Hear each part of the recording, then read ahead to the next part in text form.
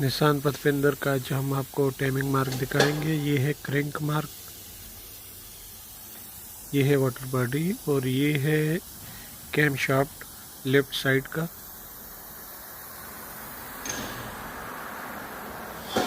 दो number opposite होना चाहिए और ये दूसरी साइड पे राइट साइड का है। इसका फर्स्ट नंबर पे अपोजिट होना चाहिए ऊपर की तरफ।